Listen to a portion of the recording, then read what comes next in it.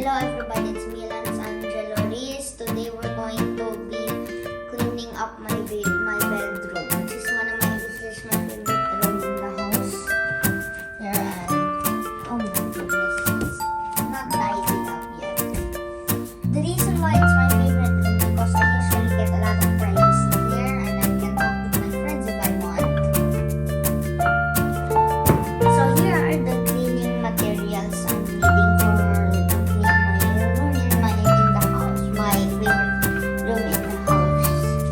So we got a mop and then we got the vacuum and we got a broom. So the first thing we're going to use is literally the broom, then the vacuum, then the mop is the serve.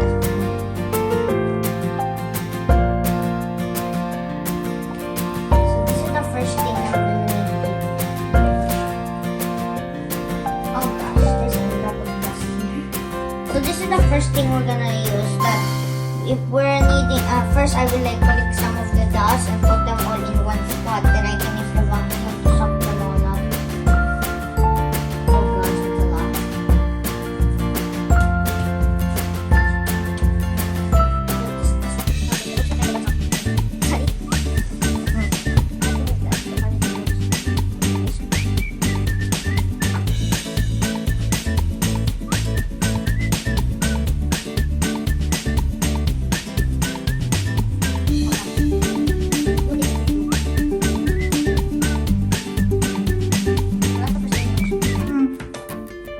Now we are done using the broom.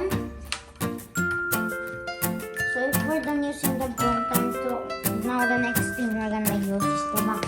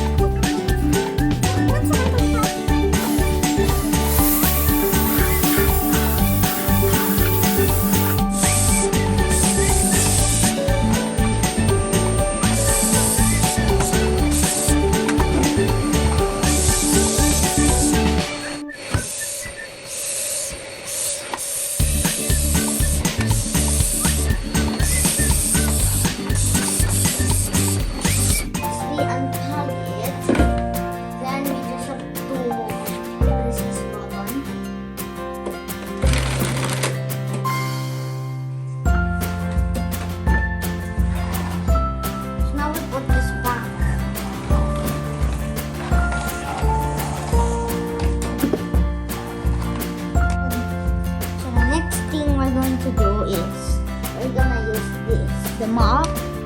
Since all of the dust is done, we can finally mop it. So we're needing to, after mopping it, and then next we're gonna tidy up the bed.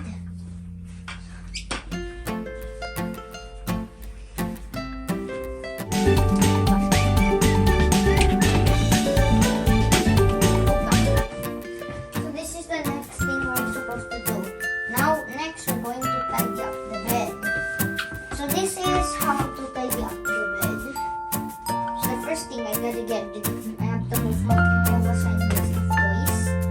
This one mini.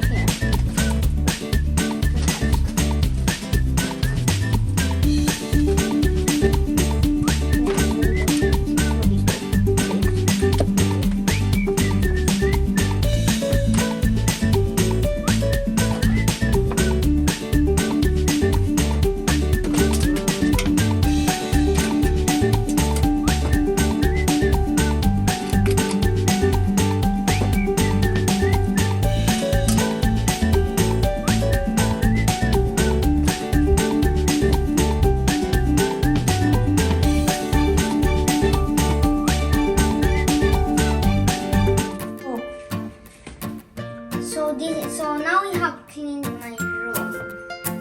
So this is what it looks like. All my school supplies are here. My workstation is here, and all my bed is tidy. All the food there and